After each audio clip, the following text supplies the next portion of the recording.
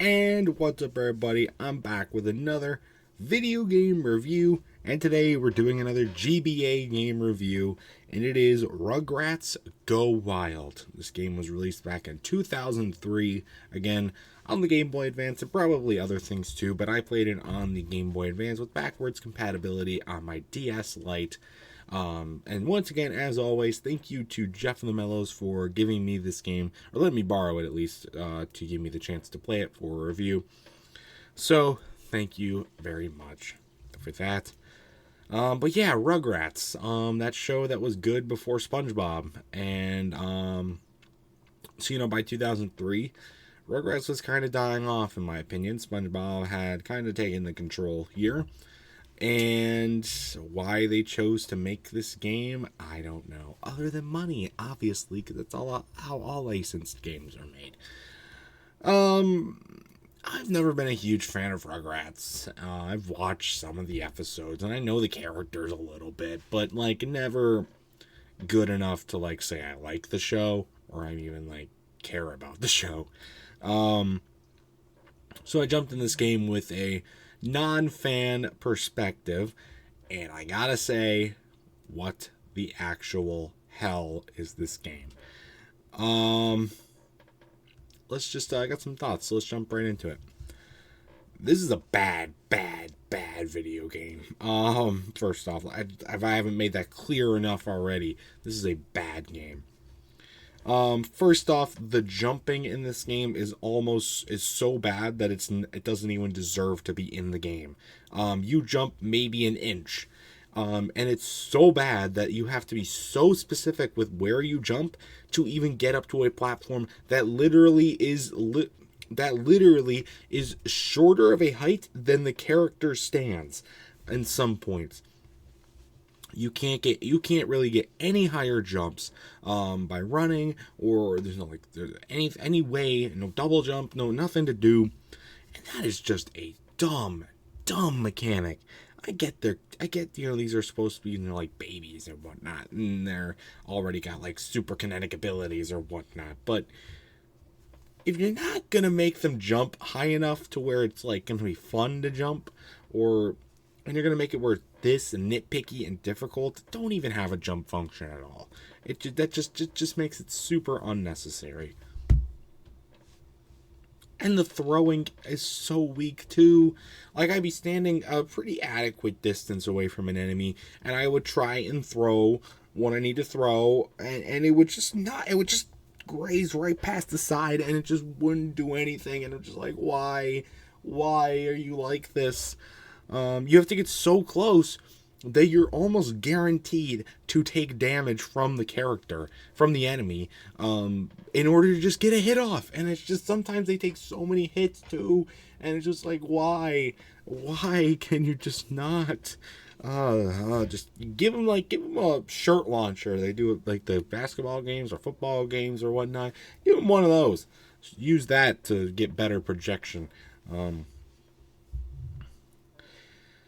And then, of course, it's Rugrats, so you're going to have the little baby bottle that you got to fill up to get health. And you actually get a decent amount of health when you fill it up, and it's not super hard to fill everything up, which is nice.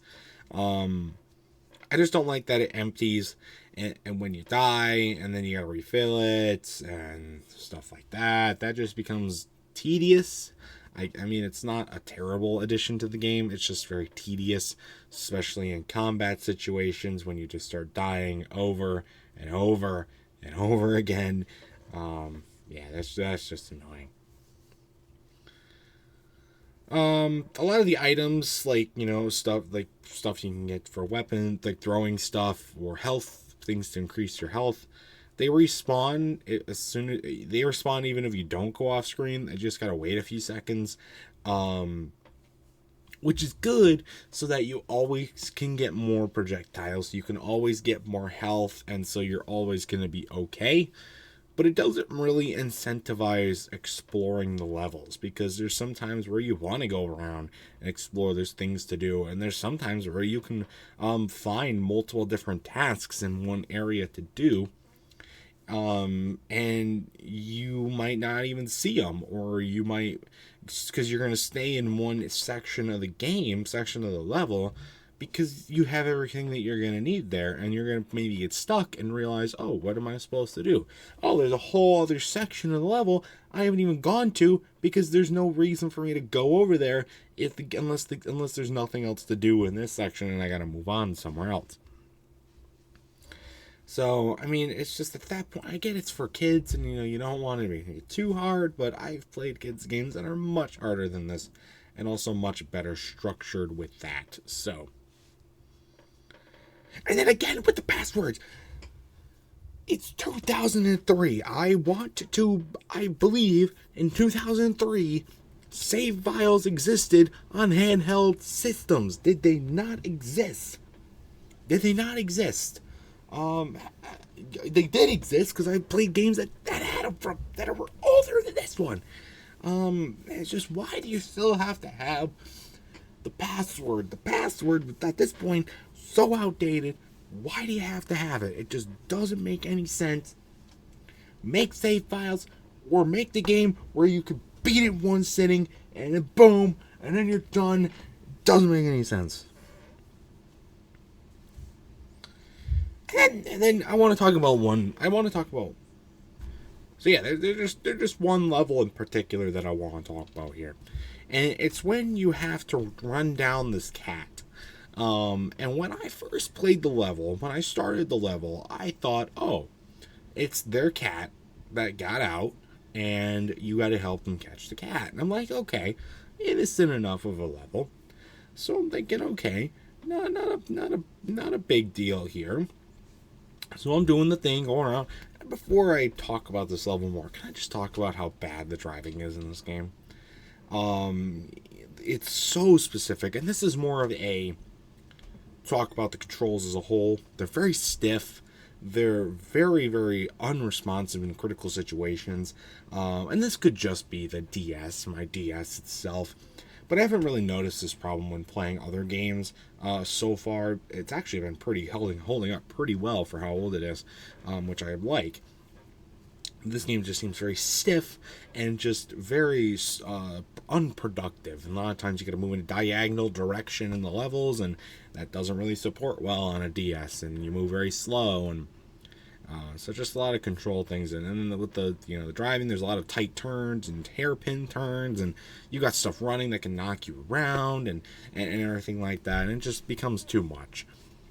But anyway, I pull through, and I'm able to get the cat, and so I'm thinking, okay, cool, we got the cat, level's over. Nope.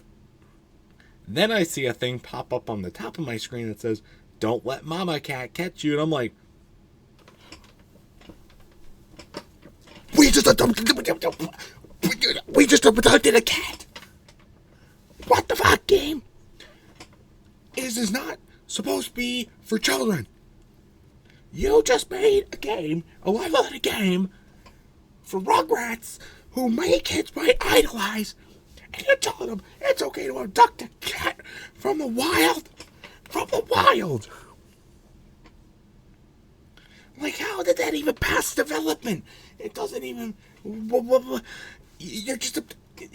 This is, even in 2003, this would be considered very unethical and illegal.